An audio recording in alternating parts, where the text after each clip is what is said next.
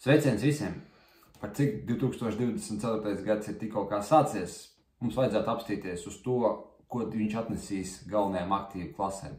Jau iepriekšējā video mēs skatījāmies, ko 2023. gads atnesa un kāds bija ienesīgums un kāds bija kritums tālākais aktīvu klasēs. Tad tagad mums ir jāpaturpina domu un jāpaskatās uz tām aktīvu klasēm uz nākotnes perspektīvu. Un tad mums ir atkal tieši tie paši tirgi, akciju indeksi, 10-gadīgās obligācijas, nafta, zelts un bitcoin. Un es jums atklāšu vienu noslēpumu. Man nenormāli riebjās šādu video, tāpēc, ka viņiem nav nekādas praktiskas ieguldīšanas jēgas. Viņiem ir jēga varbūt tādā ziņā, ka es varu izpaust viedokli un pastāstīt, cik es esmu gudrs vai attiecīgi, cik es neesmu gudrs. Bet no praktiskās rīcības, ja jūs esat investors vai traderis, viņi neizsaka neko. Tāpēc, ka ieguldīšana vai tradings nav par finanšu tirgus prognozi un īstenībā viņiem nav nekāda sakara ar jūsu prognozēšanas spējām.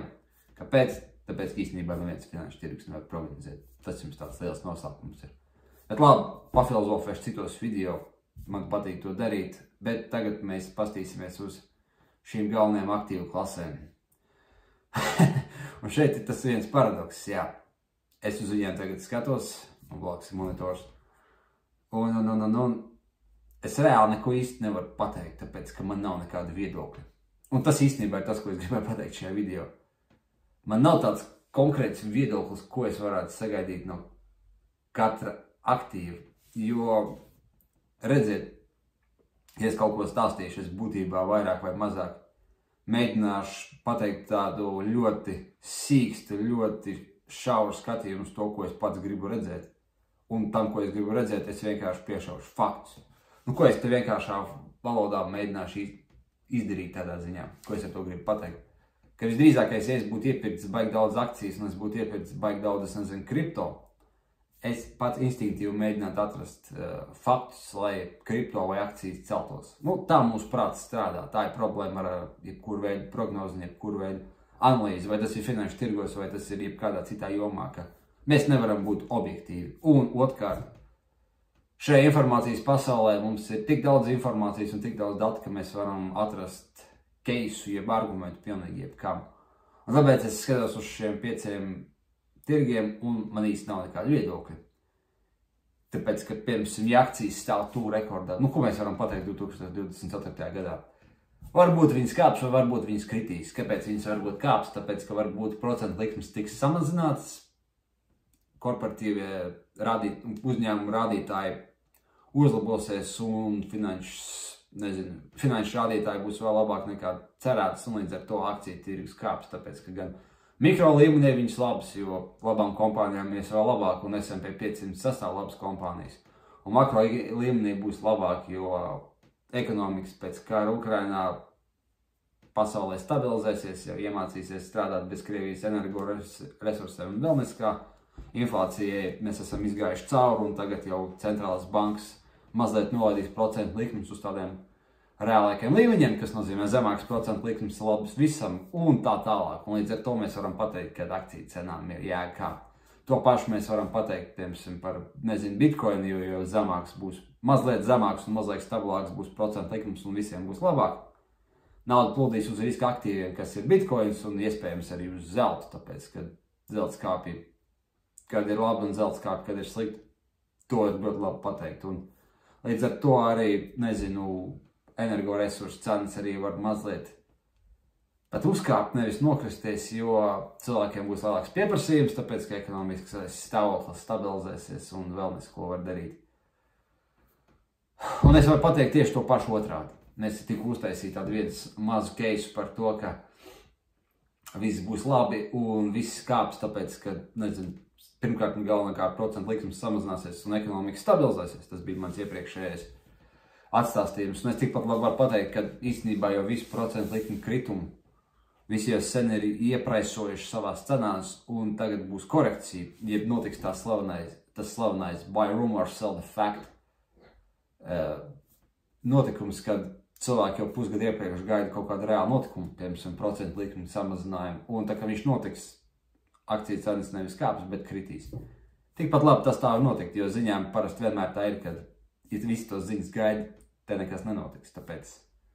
Tāpēc man ir iebās finanšu tirgu prognozes, un man ir ļoti žēl cilvēki, kuriem ikdienā jānodarbojas ar finanšu tirgus prognozēm. Tāpēc, kad jūs principā varat izdomāt jebkādu stāstu un atrast tam iemeslu, ja jums ir pietiekoši daudz datu. Vismaz es cerēju šeit to tā pateikt. Un tāpēc, kāds īstenībā ir mans reālais sausais atlikums šim visam, ko es varētu teikt par tādām reālām prognozēm. Mēs to izdarīsim savādāk, mēs to tā kā pagriezīsim savādāk. Atcerēsimies 2022. Gada beigas un to, ko mēs varējām gaidīt 2023. Gadā. Tas būtu tāds tuvāks scenārijs ar šo gadu. Jo kas bija tad gada beigās? Piemēram, kriptovalūtas bija ārkārtīgi zemas, bija liela neskaidrība par to, kas notiks pasaulē, kas visdrīzākais ļoti ietekmē naftas cenas, jo tas tomēr ir visglobālākais aktīvs. Un līdzīgi kā kripto bija arī ar lielākiem akciju indeksiem, viņi bija zemi un lielākās tehnoloģija kompānijas bija depresīvas. Un kas notika? Notika negaidītais, viņas ārkārtīgi strauji kāpa.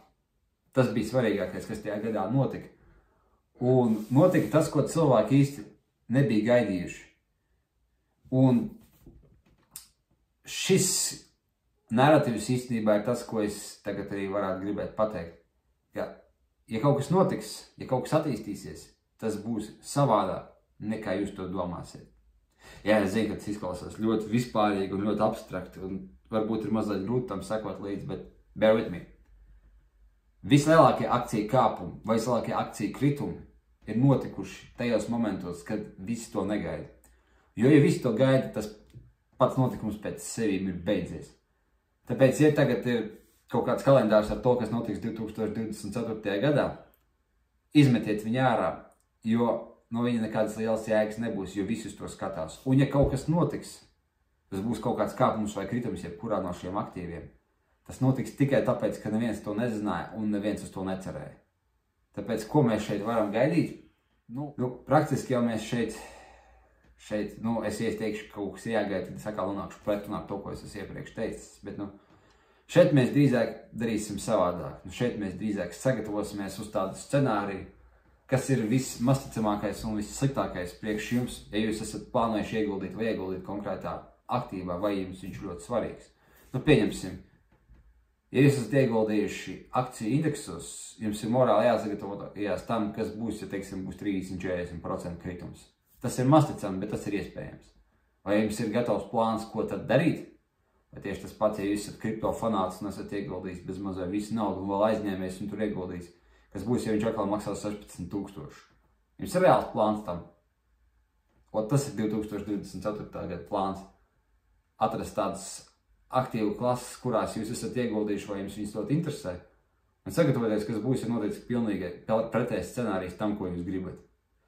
Tā būtu reāla sagatavošanās nākošam gadam. Bet nopirkt viņu un cerēt, ka viņš kāps tikai tāpēc, ka jūs viņu esat nopircis, nav reāls plāns. Tas ir vienkārši wishful thinking un tāds reāls hopījums, kas var sanākt un var nesanākt. Bet, pieteikt to, ka jūs esat vienreiz kļūdījies, lai tāds scenārijs būtībā iznīcinātu visu jūsu ieguldījumu rezultātu pa ilgiem gadiem. Tā kā labi, varbūt tas izklausies viss mazliet mesī, mazliet tā kā abstrakti un nekonkrēti, bet tas ir mans galvenais secinājums, ka pirmkārt, mēs reāli nezinām, kas notiks, un tāpēc neko nevajag prognozēt. Un otrkārt, ja iepriekšējie gadi ir atskaites punkti, tad vislielākā ietekme uz finanšu tirgiem būs notikumiem vai lietām, kurus jūs tagad neparedzat vai jūs pa viņiem nebijāt iedomājušies.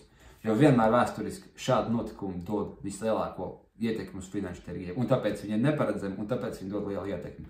Bet, ja jūs kaut ko gaidat, tāpēc, ka jūs izlasījuši to ziņās, negaidiet, jo tas jau sen ir, visi par to jau sen zina, un visdrīzākais tam notikumam nebūs nekādas jēgas. Tāpēc labi, pabeidzām šo mazliet haotisko un abstrakto pārdomu video par 2024. Gadu un skatāmies, kas tad notiks.